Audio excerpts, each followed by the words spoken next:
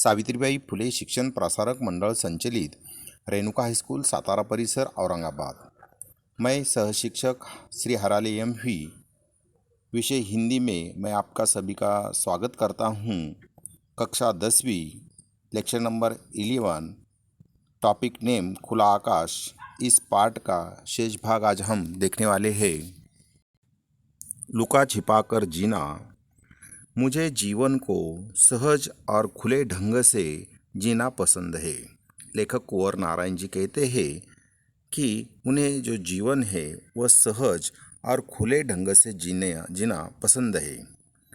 चीज़ों को लुका छिपाकर, बातों और व्यवहार को रचा बसा कर जीना सख्त नापसंद है। यह अच्छी आदत है लेखक की कि कुछ लोग हम देखते हैं कि कई चीज़ों को लुका छिपा कर रखते हैं, बातों और व्यवहार को रचा बसा कर जीना पसंद करते हैं। लेकिन लेखक को ये पसंद नहीं है। जो लेखक है वह बातों और व्यवहार को रचा बसा कर जीना उन्हें सख्त नापसंद है।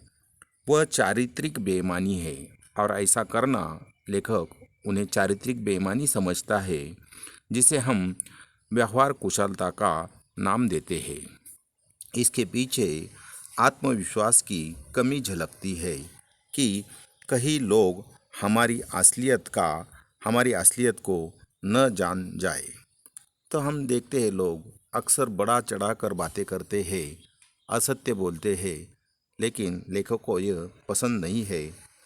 आखिर वह असलियत इतनी गंदी और धूर्त क्यों हो कि उसे छिपाना जरूरी लगे। तो इस प्रकार जो असलियत है उसे लोग लुका छिपा कर रखते हैं, लेकिन ऐसा करना जरूरी नहीं है, क्योंकि असलियत एक दिन सभी लोगों को मालूम पड़ती है। ये जो है 4 जनवरी 2001 की बात है। जीने का अर्थ। बुढ़ापे का केवल यही अर्थ नहीं है कि जीवन के कुछ कम वर्ष बचे हैं। तो लोग हम देखते हैं अगर बूढ़े हो गए तो उनके जीवन के कुछ दिन शेष बाकी होते हैं, वर्ष बचे होते हैं। यह तथ्य तो जीवन के किसी खंड पर भी लागू हो सकता है। बचपन, यौवन, बुढ़ापा। खास बात है जो भी वर्ष बचे हैं, जब तक जीवित और चैतन्य हूँ। और लेखक कहते हैं कि जितने भी जीवन के वर्ष बचे हैं वह जीवित और चैतन्य आनंदमय बिताने चाहिए। जिंदगी को क्या अर्थ दे पाता हूँ या अपने लिए उससे क्या पाता हूँ, ऐसा कुछ जिसका सबके लिए कोई महत्व है। लगभग इसी अर्थ में मैं साहित्यिक चेष्टा और जीवन चेष्टा को अपने लिए अविभाज्य पाता हूँ। तो इस प्रकार लेखक जो साहित्यिक चेष्टा है और जीवन चेष्टा को उनके जीवन से अविभाज्य पाता हूँ। 75 का हो रहा हूँ यानी लेखक 75 का हो रहा हूँ यानी लेखक के 75 वर्ष पूर्ण हो रहे हैं। जीने के लिए अब कुछ ही वर्ष बचे हैं, लेकिन जीना बंद नहीं हो गया है। तो लेखक की जो उम्र है 75 वर्ष की हो रही है। जिंदगी के कुछ वर्ष ही बचे हुए हैं, लेकिन जीना बंद नहीं हो गया है। यह एहसास कि मृत्यु बहुत दूर नहीं है। ऐसा कभी कभी हम सोचते हैं कि 75 वर्ष की उम्र हो गई है, जीवन के किसी भी मोड़ पर मृत्यु हो सकती है, उम्र के किसी भी मोड़ पर हो सकती है। ऐसा हुआ भी है मेरे साथ, लेखक के साथ भी ऐसा हुआ है। तब हो या अब, यानी मृत्यु तब हो या अब, यह सवाल अपनी जगह बना रहता है कि जीवन को किस तरह जिया जाए।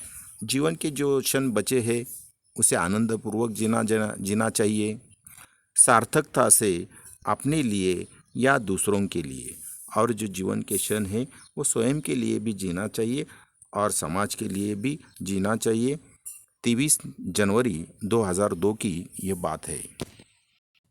दिल्ली में रहना, तो दिल्ली हमारे भारत देश की राजधानी है।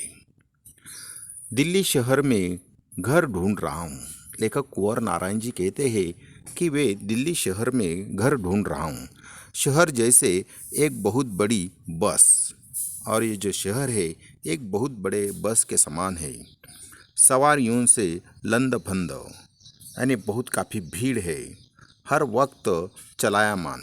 तो दिल्ली शहर जो राजधानी है हर वक्त चलायमान है, काफ़ी भीड़ है दिल्ली में, रहने के लिए जगह नहीं है। दिल्ली में रहने का मतलब कहीं पायदान बराबर 2 कमरों में 2 पाँव टिकाकर किसी तरह लटक जाओ और लटके रहो। तो दिल्ली में घर मिलना काफ़ी मुश्किल है। अगर मिला भी तो बहुत छोटा मिलेगा।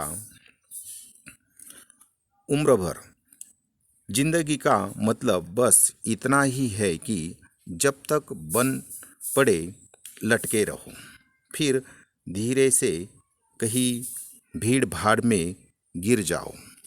तो इस प्रकार काफ़ी भीड़ है दिल्ली शहर में और रहने के लिए जगह की कमी है और भीड़ काफ़ी है। तो ये बात 12 जून 2003 की है। बहाने निकालना, जो हम शौक से करना चाहते हैं उसके लिए रास्ते निकाल लेते हैं। यानी जो हम करना चाहते हैं उसके लिए समय और मन की जो इच्छा है उसके लिए वो काम हम कर लेते हैं। जो नहीं करना चाहते उसके लिए बहाने निकाल लेते हैं, और जो काम नहीं करना चाहते हैं उसके लिए लोग बहाने निकाल लेते हैं। और ये जो बात है जनवरी 2006 की है। अपने से बहस दूसरों से नहीं, अपने से करनी चाहिए। जो बहस है, वाद विवाद जो हम कहते हैं, वह स्वयं से करनी चाहिए। उससे सच्चाई हाथ लगती है। हमारा जो मन है वो हमें सच्चाई बताने का हर बार कोशिश करता रहता है। दूसरों को सिर्फ सुनना चाहिए। ये अच्छी बात है कि दूसरों को सिर्फ सुनना चाहिए। दूसरों से बहस से केवल झगड़ा हाथ लगता है। अगर बहस होगी तो वह झगड़ा होगा। तो अपने मन से बात करना चाहिए। चीज़ों की गुलामी। कुछ दिनों पहले एक कंप्यूटर ने मुझे 40,000 रुपयों में ख़रीदा है। तो आजकल हम देखते हैं ये जो कंप्यूटर है, मोबाइल की दुनिया है, हम देख रहे हैं कि लोग किस प्रकार उनके गुलाम बनते जा रहे हैं। आजकल उसकी गुलामी में हूँ।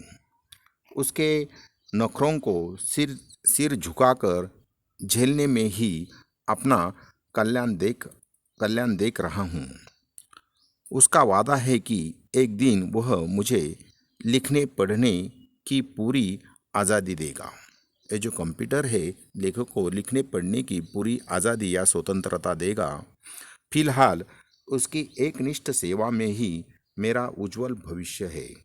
तो इस कंप्यूटर की सेवा में ही लेखक का उज्जवल भविष्य है। आजकल हम देख रहे हैं ये जो कंप्यूटर है, मोबाइल की जो दुनिया है, तो कंप्यूटर का उपयोग बैंकों, बाज़ार या पाठशाला सभी जगह पर इस कंप्यूटर का उपयोग हो रहा है। लोग दूसरों से बातें नहीं कर रहे हैं तो मोबाइल और कंप्यूटर में ही व्यस्त है। इसके पहले एक मोटर मुझे भारी दामों में खरीद चुकी है। लेखक कह रहे हैं कि एक जो मोटर है उस मोटर ने ही लेखक को भारी दामों में खरीद चुकी है। उसकी सेवा में भी हूँ।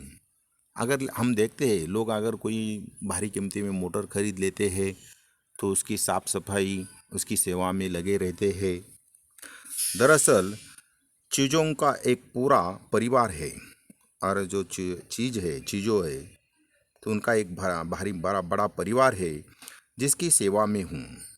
आदमी का स्वभाव नहीं बदलता या बहुत कम बदलता है, तो आदमी का जो स्वभाव है वो बदलता नहीं है, या बदलता भी है तो बहुत कम बदलता है।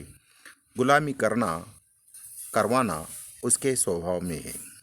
तो इस प्रकार जो आदमी है वो एक तो गुलामी करता है दूसरों की, या स्वयं स्वयं जो अन्य लोग हैं उनको उनको अपने यहाँ गुलामी करवाता है। सिर्फ तरीके बदले हैं, गुलामी की प्रवृत्ति नहीं। और जो तरीके बदले हैं, गुलामी की प्रवृत्ति नहीं बदली है। हजारों साल पहले एक आदमी मालिक होता था, तो हजारों साल पहले हम देखते हैं कि कोई एक ज़मींदार होता है, उसके खेती में कई लोग काम करते हैं, तो एक आदमी मालिक होता है और उसके दर्जनों गुलाम होते थे। अब हर चीज़ के दर्जनों गुलाम होते हैं। और हाँ, अब देखते हैं हम कि हर चीज़ यानी जो कंप्यूटर मोबाइल, हाँ ये जो दुनिया है, तो ऐसा लगता है ये जो कंप्यूटर और मोबाइल ने सभी आदमियों को गुलाम बनाकर रखा है। तो यह ठीक नहीं है। हर चीज़ के दर्जनों गुलाम होते हैं। और ये जो बात है 30 सितंबर 2010 की है।